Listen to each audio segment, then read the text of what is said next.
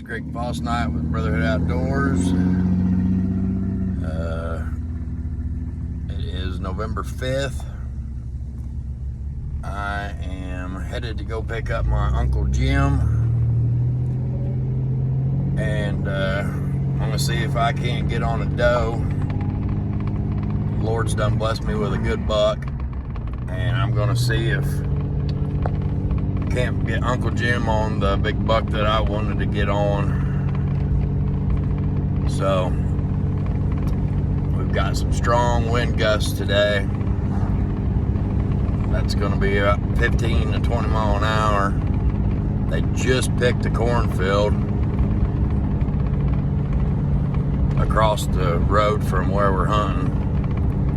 So we will see, and hopefully get some footage and see you guys in the deer woods. God bless everybody.